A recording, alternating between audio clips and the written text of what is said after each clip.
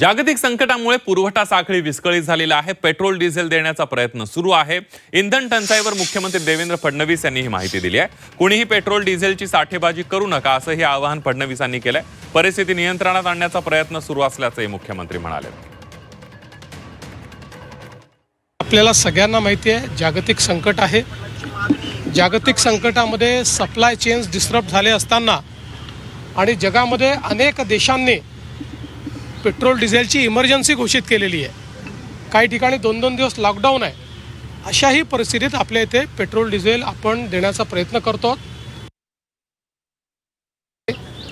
विशेषतः या सीझनमध्ये आता शेतकरी देखील डबकीमध्ये डिझेलची मागणी करतात। साधारणपणे नॉर्मली आपण ती देत नाहीत, पण या सीझनमध्ये शेतकऱ्यांना आपण देत असतो।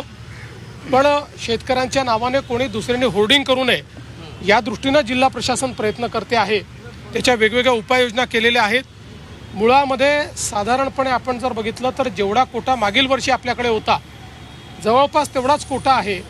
पण थोडी भीती असल्यामुळे किंवा पुढे मिळेल की नाही भीती असल्यामुळे 20% मागणी वाढली आहे। माझी सर्वांना विनंती आहे की पुरवठ्यावर ताण येईल अशा प्रकारे कोणीही साठेबाजी करू नये। परिस्थिती नियंत्रणात आणण्याचा प्रयत्न चाललेला आहे।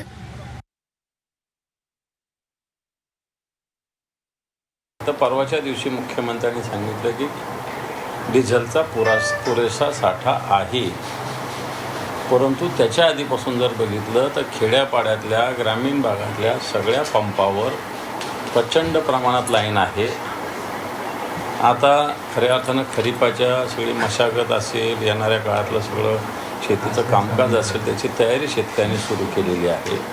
आणि याच्यात ट्रॅक्टर हे महत्त्वाचं आहे, परंतु हे ट्रॅक्टर असो किंवा अन्य काही बऱ्याच गोष्टीला लागतं इंधन डिझेल, परंतु कुठे उपलब्ध नाही।